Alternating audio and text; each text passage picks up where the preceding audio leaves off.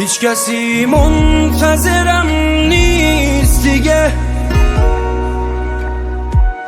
عمق تنهاییمو باور کردم. شهر با خونه چه فرقی داره، با چه شوقی به خونه برگردم، با چه شوقی به خونه برگردم. پی آرامش این خونه نگرد، همه جا رو پی اون گشتی نیست.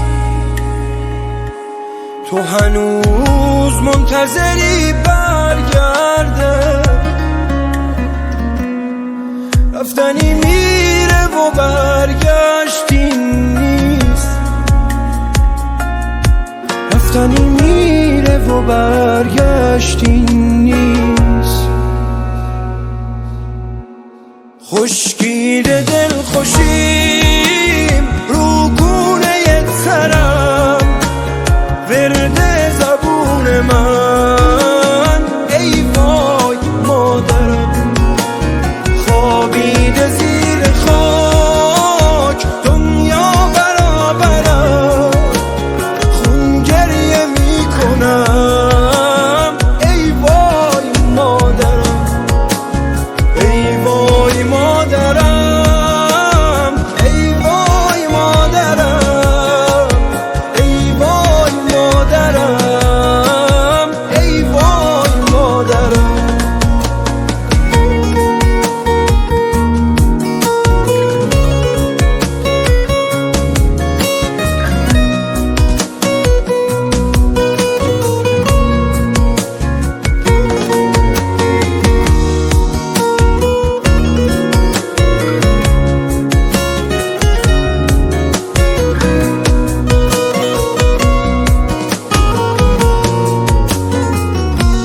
خواب عکساشو نگاه کردم و باز یاد روزای قدیم افتادم.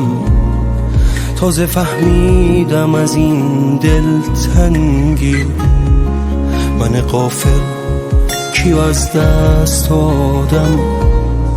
کی میتونه جای اون باشه برام، گرچه تلخه ولی این تقدیره.